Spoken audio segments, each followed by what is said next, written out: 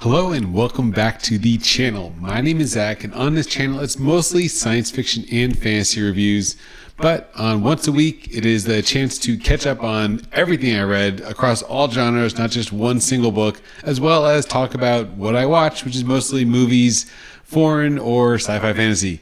So yes, what I currently read, finished 2 books in 1 week. One, because of course I was almost done with the first one, and the second, we had a road trip this weekend, so got a lot of reading done in the car, so finished 2 books. And to talk about the first one, what I read and finished within the past week, the first one is the one I really want to talk about and do a review on, but I don't want to influence my just end of book emotions, and that is Christopher Ruoccio's Empire of Silence, the first book in the Sun Eater saga. So this book I enjoyed immensely. I thought the ending was great. As a whole, even though yes, I still had that end of book high where everything just seemed so magical, maybe the first third was a little slow to go into. It was a lot of character development as we follow Hadrian as that arrogant teen, but as I think I talked about last week in just my update because I was in the middle of reading it, I enjoyed the character building because it felt familiar to Dune. It had that characterization. He's like sort of a Paul Atreides, but also not. He's also like Harkonnen. But then as you get into it, it's also like Severian from Book of the New Sun, which I'm currently reading and on book 4 of Book of the New Sun. So he's a lot of Severian also because he's a lictor. He's the executioner, which is the same role that Severian has. It's told the story as the main character looking back on his life, which is exactly like Book of the New Sun. The framing, though, is a lot like Dune, and the world building so far is very similar to Dune, but it's also got elements as we get towards the end. This is, I guess, sort of spoilers. It's got a little bit elements of The Expanse, where you have an ancient civilization. It's not really too much spoilery, but there's an ancient civilization that has left ruins on the planet that Hadrian eventually goes to, and that, kind of gives vibes of the proto-molecule in Expanse, which is one of the coolest parts of the Expanse to me. I love the space travel and the investigation of the proto-molecule society that we haven't seen yet where I am on as far as Cibola Burn. But anyways, back to Empire of Silence. It had just a lot of the elements that I loved, and it all worked for me. I thought it was a really great sci-fi fantasy, sort of a blend of genres, because yes, it takes place in space on a planet, but it's more like Dune because it's, again, on a planet. It's not necessarily so far space battles, so there's not like a lot of science fiction traveling to world. Hadrian just really goes to, I think, 3 worlds, his home planet, and then like another world. Maybe it's just those 2. So it's not, he doesn't stop on a lot of different locations, and you could say it's like a fantasy novel going to different countries in a world. He's on the one main planet for most of the story other than his home world. So that's also a lot like Dune, where yes, there's other empires or there's other planets in the empire, in the human empire, but we really focus on the small kind of world that we're on, that the particular story takes place on, like in Dune, the planet Dune, but this one takes place on just a single planet. By contrast, The Expanse, even though the book I just read, Cibola Burn, just does take place on almost one planet, most of the stories take place in space, kind of multiple locations, whether it's Mars, Earth, the Belt. But here we're kind of just confined to one planet, so it has that kind of fantasy element, especially because it's also that feudal society, just like Dune. So a lot of really cool stuff, and I just really enjoyed getting to know the character. Hadrian felt familiar. I guess I empathized him and sympathized him a little bit. I could see that sort of a character where he grows from this arrogant noble, and then he experiences hardship where he gets like all his powers and his title taken away, and he has to kind of rediscover himself and become a better person by going through the trials as a gladiator. But yeah, I thought it was just a lot of fun. I had a great time with Sun Eater, and I really cannot wait to read book 2 because where it all ends on a really high note. Everything just comes together, and we're setting the stage for the rest of the series to continue on with the exposition at the end, not to be too spoilery what's going on, but what happens with the Cielans and Hadrian and his companions, and it just opens up the world to start the rest of the saga. So I'm very excited, and I thought Empire of Silence, book 1 of The Sun Eater by Christopher Ruocchio was a magnificent book, and it deserves all the hype it's getting. So I am a really big fan of Sun Eater. And that is a transition to... I really struggle to come with this because just like Sun Eater, it has elements of everything that should work. I'm describing Sun Eater as it has all these elements from all these other books and that I love, and they come together in Sun Eater in such a great way. But the book that I finished earlier today is Jade War, book 2 of the Greenbone Saga by Fonda. And this is a book, again, on paper. It has everything I enjoy in, I guess, admittedly, other forms of media. So that's maybe where the difference between those two is. Sun Eater has books that I've loved in the past, whereas the Greenbone Saga, book 1 and now book 2, have elements of other visual media that I love, namely, of course, Hong Kong movies. So the inspiration for the Greenbone Saga, it's really kind of like a Hong Kong amalgamation of other Asian island countries, because Janloon is an island, the Kekon, it's an island nation that produces jade, so sort of like a Wakanda in the Marvel Cinematic Universe or just Marvel comic literature. They're a nation that controls a resource, in this case jade, that gives people powers, sort of like in Wakanda or even the newest X-Men with Krakoa, where they have a product that influences and gives abilities or advantages to other nations. So by controlling the flow of jade, the Kekanese are able to wield their own powers. But now here in the second book, which again is much better than the first book, I liked it a lot more, even though the first one was, again, an okay book.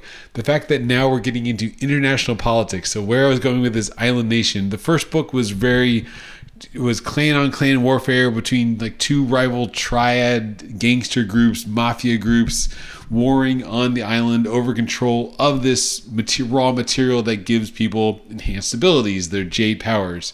But here in the second book, we expand the scope that we knew there were other trade partners with the island. One of the main characters, Shay, her whole plot line was that she went to go study in another country, which is sort of, I guess, a proxy of the United States or Britain. It's hard to really tell, but in the vibes I got in the second book, so maybe you agree, I felt Port Massey was like a San Francisco, but it could have been a London, I guess. But I got vibes of like a New World, San Francisco-esque Chinatown that Fonda was kind of going for with this other world, the New World. And then one of the big plot lines is you have the old world clashing with the new world in Hispania, this other country where they're establishing their own way of handling matters. It's more of a street level still, mafia kind of handling it, but it's not with powers and not with all the respect and the training and discipline and reverence that you have in the old world society of Hong Kong / Janloon, where they respect tradition, they respect the clans and all the traditions in the clan warfare and honor and those kind of themes, and how it's not really respected as much in the new world. So I love this expansion of the world from more than just the Janloon city to now it's America, and there's international relationships. And yeah, it was much better, but still at the end of it, as I finished it, I didn't really feel that excitement that I'm just talking about feeling in Sun Eater. So while it has these elements of things I love, it was fantasy, it was kind of tried warfare, which I love in my Hong Kong cinema. I am a super big fan of the golden age of 90s to early 2000s Hong Kong cinema, where triad stories. I love this kind of imagery. And in my mind, the movie in my mind, as I was reading this again, was very vivid. I love the descriptions, but it just didn't leave me satisfied. So there's something, I guess, to be said about just the general enjoyment factor. So while I can appreciate it was a good story, I feel it was a better story even than Jade City, the first book. I felt the characters were better. I liked Andon a lot more, his plotline, this story, because he's overseas. He's more developed. We learn more about his character. Even his romantic subplot was much better in this one than I felt the first one. So I felt his character 100% more. And the other strong points were the other two female characters. Shay, the outcast or self-exiled daughter from the first book, is now a main focus, and I really enjoyed her journey as she struggles to integrate with the clan with a no peak here in the second book.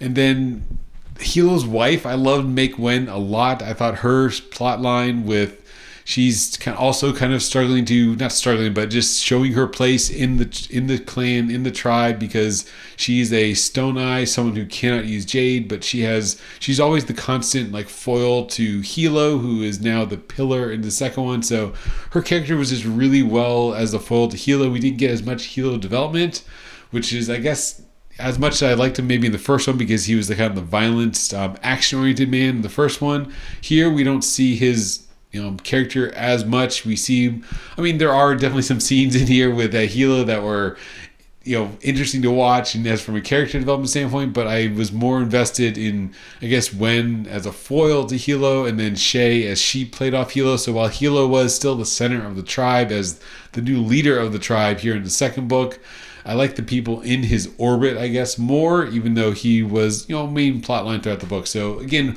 very well written, but it just didn't leave me satisfied. I wasn't really trying to speed read this. It just happened to have a lot of time because of road trips to dedicate to finishing the audiobook at a long bike ride Saturday, road trips Sunday and Monday. So it's got a lot of reading in, so I didn't mean to speed read it. Whereas Empire of Silence, I could not put it down. I was trying to read it every chance I got, every spare moment. Oh, am I doing dishes? Yes. Okay, I'm going to listen to Empire of Silence.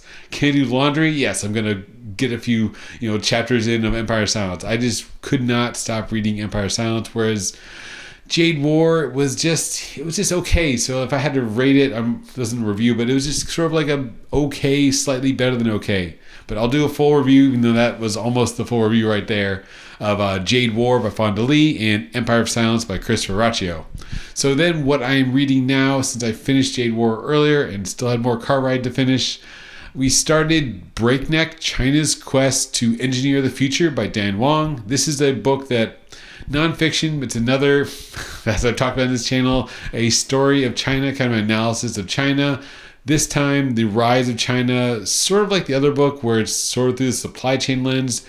This one is, he kind of frames the story, not the story, but the picture of China as a lawyer society, which is the US, versus an engineer society, which is China. So I thought that positioning of kind of the two ideologies between these two countries, very fascinating, the way he frames China engineering solutions, electing engineers to the party head, whereas the United States has lawyers as the main profession of our leaders. Like most of them, like I think the statistic was like 80% of United States senators and leaders are all lawyers, whereas 80%, 90% of China's leadership are all previously engineers. So it's that difference of how they view society and how society works. So Dan Wang, he frames this argument about how the societies function, how they play off each other with this too, for better or for worse, that the United States, so far, I'm almost 60% done, but it kind of argues that each side could use a little bit of the other side. The US could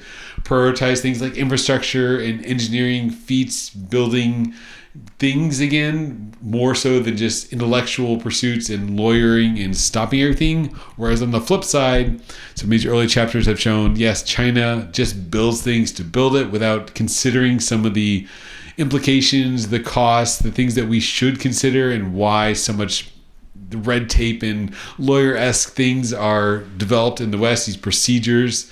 So it is an interesting way to compare both sides, from human resources, from the chapter I'm on right now is about the one child policy, to for infrastructure and how the US used to build things but they don't anymore, and how China continues to build things for almost no reason, how the party rewards building things, not necessarily why they build things. So he's got some great examples of just these mega projects that you sometimes hear on the news, that they built like a city or a theme park and then no one moved into the city, these ghost towns, ghost development, because the progress is measured on building, not necessarily why you're building. So anyways, interesting story, interesting study with Breakneck, China's Quest to Engineer the Future by Dan Wang. And then the other one I started and almost DNFing by just reading a little bit is Lonesome Dove by Larry McMurthy. So this is a book that I had put my hold in like over 20 weeks ago. So it took forever. It's a super popular book. It's one of those classics of American literature that is on Reddit, on the recommended sort of book subreddits of the great American novels that the internet loves right now, like East of Eden. But just so far, the story is not that interesting. It reminds me a lot of East of Eden, I guess, because it's set in America. It's not a fantasy or sci-fi like I tend to love on this channel. And maybe it's also the narrator. You get a lot of breaths. Yes, so I saw that criticism of the audiobook that you hear the author breathing a lot. And once, because I already knew that going into the book, it kind of, I can't not hear it, but I hear his breathing in the narration. So it's an old recording. This is the remaster, but not the new release. So I know on audio, when I looked at this, that there is like a brand new 2025 recording of Lonesome Dove. So maybe that fixes the breathy issue of the narration. But even that, the story, it's talking about farm animals right now and just not compelling. It's not drawing me in. It's painting this picture of the West, and just so far it's not as exciting as like a sci-fi fantasy. So I feel like, do I really want to invest, I think, the 36 hours of the audiobook when I could read 2 other books that I actually want to read in that time? So this may be another DNF early, and I'm just not in the headspace right now to, maybe because I'm so close to finishing East of Eden, which wasn't that long ago, but just another similar genre of that American story where I'm just really in the mood for sci-fi fantasy at the moment. So that's what we read. And then now the last segment that I love to talk about is, what I watched. So I had a couple great movies this weekend. I had a fun time. So first to talk about is our spooky season movie, because it's almost Halloween. So happy Halloween. The movie we watched was billed as a horror, so we were a little apprehensive because we don't usually watch horror films. But we watched 2025's Exit 8, the Japanese movie that just came out, and it was definitely different. So the premise, I didn't realize until afterwards as I looked it up. Yes, it is based on a video game, apparently. Didn't know that, but as I watched it, it was very obvious that there's like a system that our main character has to figure out. It seemed like, this is a game, but I thought it was just like a Squid Game, sort of, just to reduce it to that kind of thing. It's like there's a game system inside the movie that our main character is trapped in. He has to figure out the system, but we as viewers, of course, can see things a little more objectively, so we can kind of see what he needs to do. So it was just fun. I really liked the visuals. I thought the pacing and the effects and the way it was framed, it was really clever. Even though I see on Letterboxd it's not the highest score, but I would rate it pretty high. Not like a 5-star, but like a 4.5. I just had a really good time. Yes, it was frustrating where sometimes we were yelling at the screen to, come on, just turn around. No, can't you not see that?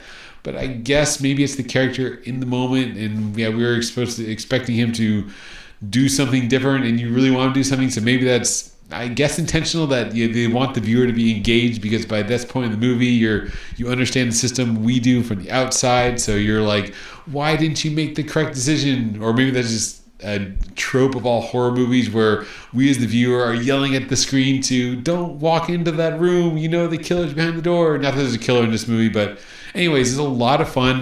There's only 5 actors in the entire movie, so it's, again, really interesting. I thought it was really well done. Like, there's one there's a couple of different locations, but there's one main location, so it's almost like a locked room movie where you're in this one room with 5 actors in the entire movie. 3 of them are the main actors. 2 are just kind of like side actors that are only in a couple scenes, but it was just a lot of fun. I really had a good time, even though, yes, it's horror, with Exit 8 2025 from Japan. And then next up, we watched something from China, which is 2025's The Return of the Lame Hero. This one was, again, a lot of fun. It was just a kind of action comedy. I don't know if you call it comedy, but a lighthearted action film about pickpockets in 1990s China. So it's about a pickpocket thief ring where back then, before the high-speed trains, and yes, when they still had a regular paper currency, not everything digital like it is now with WeChat, but back then you would ride on those old rickety trains and everyone would just pile together on these overnight trains, And yes, pickpocketing was a problem back then. So this ring of thieves would go and pickpocket all the travelers that are taking these trains all across the country. And we follow a cop who wants to join the anti-pickpocket team, and then he goes undercover and joins the pickpocketing crime ring, and of course gets involved, and he's, because he's an undercover agent. So there's a lot of fun as he kind of navigates the world of the pickpockets and the cops, and we see it from both sides, from them trying to catch the thief ring, and then we see the inner workings of the criminals and how they have their code of honor and who they should and shouldn't pickpocket. And yeah, it was just a lot of fun, fast-paced, lighthearted story, but again, just a general good time movie. And that was The Return of the Lame Hero, 2025. And then to cap it off, we had 2 American movies that are also 2025. We were just, again, on this maybe adrenaline action kick, so we looked for movies that were more action-oriented. We were scrolling on the letterbox for, if you like this, try this. And the first one we watched was 2025's Play Dirty with Mark Wahlberg. So this is, if it wasn't straight to video, it felt like it was straight to video, because it was one of those movies where it's very formulaic. You got Mark Wahlberg playing almost his character from The Nice Guys, where he's just doing Mark Wahlberg things, nothing really groundbreaking, but it was just one of those Netflix movies where it's like, okay, yeah, you can turn on, you can just kind of tune out and just enjoy the visuals, enjoy some of the not gags, but just the lighthearted banter as Mark Wahlberg plays a Mark Wahlberg character in, just an action, lighthearted action comedy. Or I guess not sort of comedy, but lighthearted action movie. And then next, another less lighthearted but also action, which is 2025's Havoc with Tom Hardy. So again, using the online formula of these movies where just get a big name actor, throw him in their stereotypical role. Tom Hardy, of course, is playing a cop, and he's this time he's a kind of quasi dirty cop, I guess, like always, or very similar or very appropriate, I guess, for Tom Hardy as an actor. And this one I liked a little more than Play Dirty because it was just, I guess, interesting. Had some really interesting action sequences. I thought the fight choreography, the gun choreography was really well done in Havoc. So it was a treat to watch, I guess you could say. And I like the more dirty, gritty, I guess you could say, fight sequences and action in Havoc. So both are pretty good. They're getting that tune out your brain, blockbuster kind of action movie. Play Dirty, but Havoc. And if I had to pick one to recommend, I'd say Havoc. I thought it was more a visual treat, more for just to actually follow along, whereas Play Dirty was just a standard fare movie. So all of them were pretty good. So it was a pretty decent weekend of 4 movies, even though yes, it's almost Halloween weekend and we didn't really watch anything Halloween-esque either last weekend or upcoming, but so it goes. And that was our week. So finishing 2 books, Empire of Silence, thumbs up, loved it. And Jade War, good, better, but some people are going to love it. But for me, it was like a 4 out of 5, whereas Empire of Silence was a easy 5 out of 5. And then finishing up on the radar is, to finish up Breakneck in probably a couple days. It's not super long. And then probably DNFing Lonesome Dove, and I don't really know, but moving on to something sci-fi fantasy, probably book 4 of Book of the New Sun, because that's calling my name to finish up at least the first quadrilogy of Severian's story. So thanks for watching this catch-up of what I've been reading, what I read, and what I watched. Hope you are enjoying spooky season and you're reading or watching some great fall, if not spooky season, but just fall movies in general. So thanks for watching and have a great day.